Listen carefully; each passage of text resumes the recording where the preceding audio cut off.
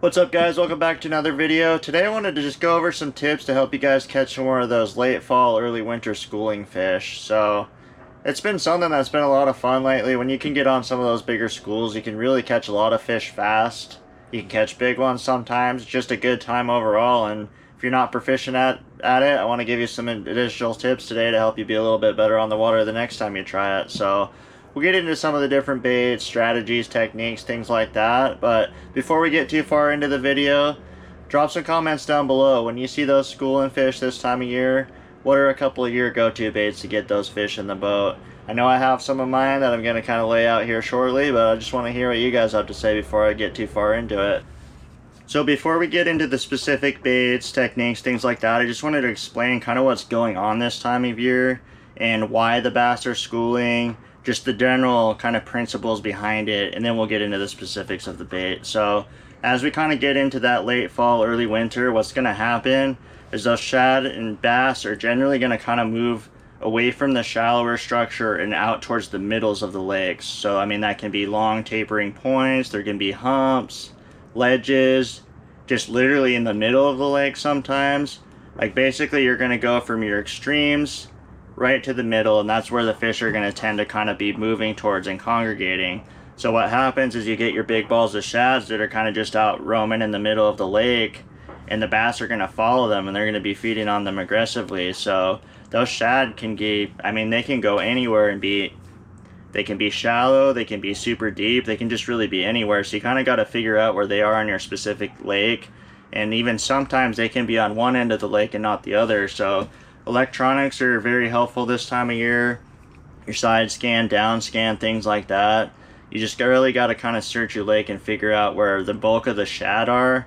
And if you find the shad, it's not going to be too long before you really find that big population of bass there. So that's going to be my first key point there, is really try and find the bait fish first. Once you find those bait fish, then you're going to find those schooling bass shortly after. So like I said, go towards the middles, the long tapering points, the humps. Really anything main lake is going to kind of start to thrive this time of year as we get more into the winter months. And then that would be my first suggestion. That's probably where you're going to start. But let's get into the specific baits, techniques, things like that, and how you actually catch those once you do find the fish now. We'll kind of go down the chain of a few different baits and when these techniques work the best, and just give you a few more tips with them. So to start out, the jig head minnow. This has been something that I've adopted fairly recently, but now that I've learned it, this is going to be something that's probably on the deck pretty much always. But targeting those schooling fish, this is one of the better ways you can really catch them, because it's got the subtleness, it's got drawing power, there's just a lot to it. So very effective. I've caught a lot of fish on these things this fall. This one specifically, this is the Crush City freeloader. So this bait in particular has been one of my go-tos, and I've put a lot of fish in the boat with it. But when this technique is going to shine is really, depth can be the limiting factor with this. So anything under like 30 feet, you can really catch a lot of fish fast with that. So how you're going to fish that, if you haven't seen the video I put out, probably last week or so, I'll link that right here as well. That'll give you a little bit more details on specifics to this specific technique, all the little hidden secrets, tools, things like that. But basically what you're going to do is when you find those fish, whether it's with 2D sonar, live scope, if you see them schooling on the surface, anything like that, you're just going to cast that bait out to where you know the fish are.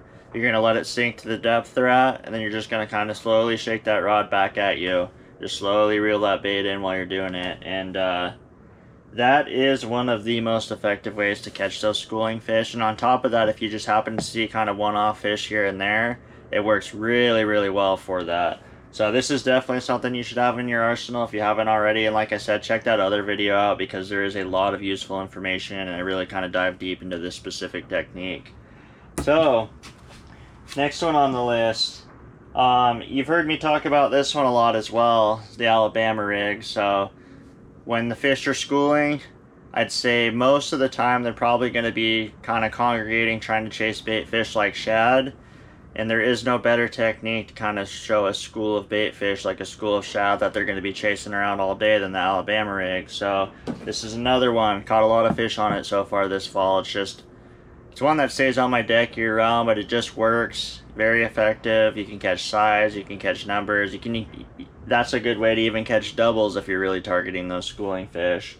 So give that one a try. The way I'm typically going to rig this up is, this time of year I generally am going to be fishing this pretty deeper. So those schooling fish, I mean, they range in depth. They can be all the way up to the surface, but when they're really on those shad balls and really targeting bait, they can get pretty dang deep too. I've been seeing fish 50, 60 feet in some of our lakes, so they do get way down there, and because of that I like throwing a pretty heavy rig. So I make these rigs myself, but I'll kind of give you the dimensions and the specifics of it, and then you can kind of cater one that fits you the exact needs. But basically how I do this when I'm fishing this time of year, this is a lead poured head, so I can control the weight of it and allow it to go deeper. So I have a 3/4 ounce A-rig to start, and then my heads, I go anywhere from 1/8 ounce to 3/8 of an ounce, just depending on how deep I'm trying to get it. So if I'm really fishing like 40 plus feet, I'll put 3/8 on there and really let that thing go down. But my normal rigging is going to be like the 3/4 ounce A-rig and then 1/4 ounce heads, and that sinks fairly fast. It stays down pretty good. Everything just kind of fits pretty well with that. The way I'm going to rig the swim baits, you always want to have smaller ones on the teasers and then slightly bigger ones on the hooked baits. So in Arizona we're only allowed to have 2 hooks. So I have 2 hooks on mine. Other places in the country you can have as many as you want. You kind of just got to cater to whatever the rules are per your state. But you're going to want to have your hooked weighted baits on the bottom, the furthest back, and then smaller on top. So when you're picking the bait, generally you're going to want to kind of match the size of the bait fish in your lake. So this one specifically, those are 3-inch easy shiners, and then those are 3-inch mares on the bottom there. So the mares just have a little bit more profile to them. They're a little bit bigger, so that gives it that mass for the fish to really focus on. And then these teasers up here just make it look like a very natural school of bait fish. The way I'm going to fish this, throw it out, either just let it sink straight to the bottom if you're fishing fish that are more kind of on the bottom there. If they're suspended at various depths of the water column, you're just going to kind of let it sink to whatever depth they're at. And then you're just going to be kind of slowly winding that. And then throw in some reel twitches or rod twitches here and there too. And what that does is, as the A-rig's kind of moving forward, it'll make the baits collapse and then shoot out, and then collapse and shoot out.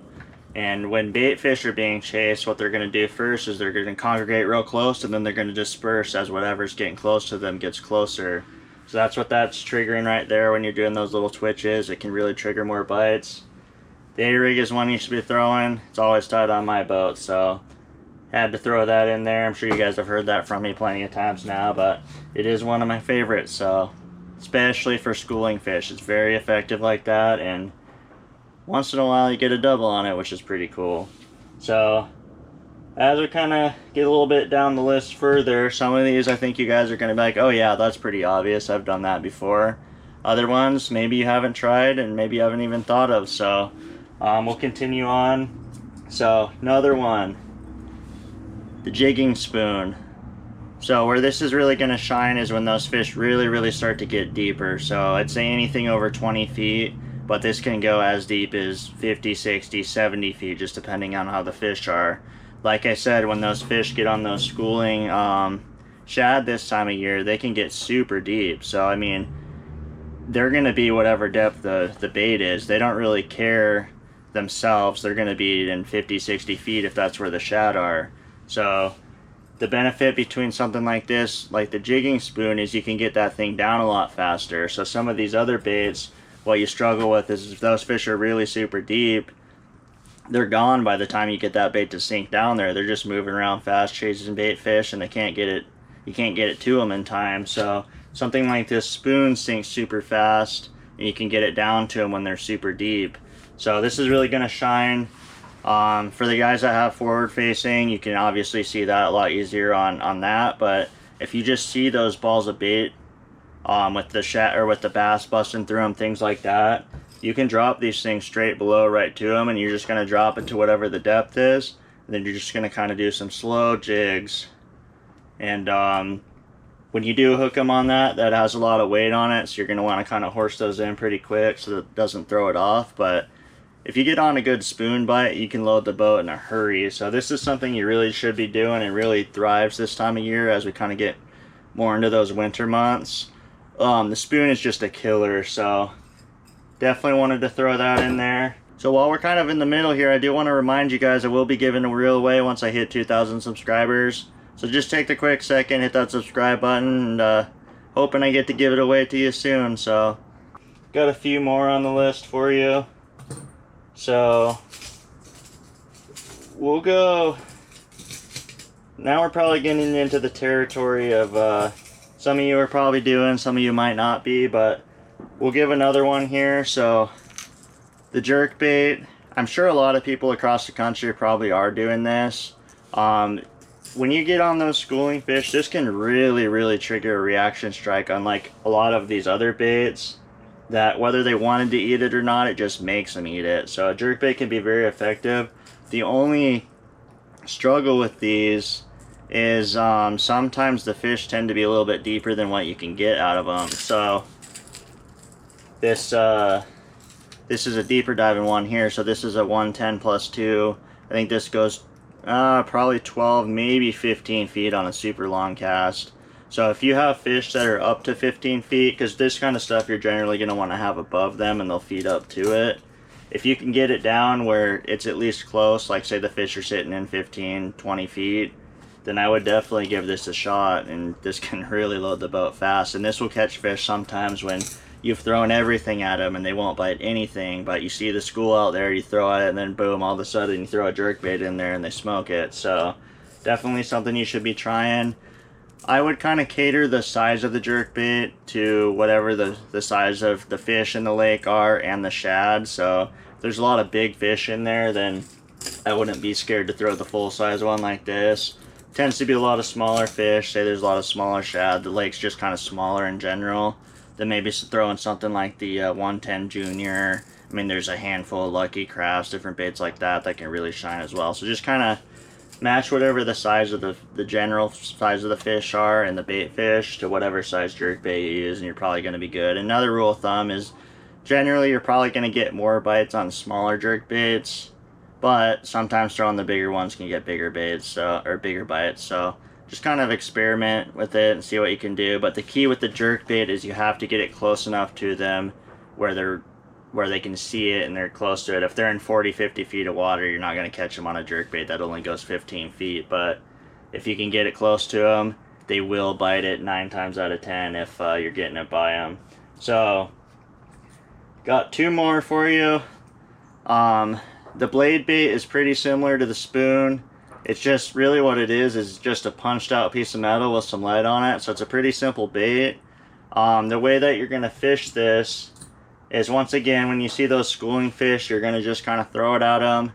And when you let it get to the depth that they're at, you're just going to work it almost like a spoon. So you're going to kind of hop that thing up, let it sink back down, hop it up, let it sink back down, hop it up, let it sink back down until you kind of get it either through the fish and through that strike zone or back to the boat there. But if you see the fish and they're suspended, you're just going to kind of keep it in them, just like that spoon. If you're fishing more of the bottom, then you just kind of hop that thing, let it sink to the bottom, hop that thing, let it sink to the bottom. And sometimes being below the schools and things like that, you can pick up those bigger fish that are just kind of lazy sitting down below them. So they don't want to go chase all the shad and do all the hard work. They just sit below and wait for the bait to fall to them. So this is a great way to catch some of those bigger lazy fish that are kind of sitting under it. And when I've caught a lot of fish on, you'll be seeing this a lot this winter. The blade bait really starts to shine as we kind of get into these colder months. So that one is one I would recommend trying. This one specifically, this is a Demiki Vault. So these are pretty inexpensive baits, actually, pretty readily available. I recommend changing out the hardware on them. They are pretty kind of cheap, dull hooks that come with them, but the bait overall, I've caught a lot of dang fish on this thing, and it works well. So definitely give it a shot. The last one I'm going to give you. So some of the older guys probably know this trick, but I'm guessing a lot of you guys probably haven't tried this. Maybe you don't even really know what these baits are, but Very simple, kind of an old school deal, but the tail spinner has caught me fish, especially in these schooling fish, that I have not been able to get bites on other baits. And this kind of has some of the benefits of like the spoon, where it sinks pretty quick, but also it triggers them in a way that you just don't get with the spoon. It's a lot more subtle. A lot of times what I see happen with that is they just bite it on the initial fall, so that thing will be falling down and you don't even have to add any action to it. They just grab it as it's falling, and that's pretty much it. So generally how I'm going to do this, 3/4 if I'm fishing more than like 20-30 feet, 1/2 ounce if I'm less than that. Obviously the 3/4 is going to fall a lot quicker and it's going to get to that strike zone faster. So when you're chasing those schooling fish, speed sometimes can really be everything. And by having a little bit heavier bait that falls quicker, you can get to them faster. And this one, once you do get it down to them, you can kind of hop in and do different things like that, but a lot of times if you just kind of slow roll it at that speed they're at, almost let it pendulum, so once you kind of get it down there, just kind of like hold it on slack line and it'll just kind of slowly start coming back to you like this. That can work really well for it. So that pretty much sums it up. Schooling fish can be really easy to catch, but they can also be really hard to catch. The key with them seems to be something you can get to them in front of them fast, because a lot of times they're moving pretty quick there and you just don't get it to them by the time they're gone. So you might make 20 casts and only 2 of them are really effective in the strike zone, where you even had a chance of catching them because you weren't fast enough. So you really just got to cater the bait to whatever the depth is. The deeper it is, the faster you need to be. That's going to be really important. If they're shallower, then you have a lot more options there. So like things like, you can fish that Alabama rig fast. The minnow is great for it. The jerkbaits, that's really going to shine on the shallower end. Deeper end, you're gonna shine with like the spoon, the blade bait, tail spinner.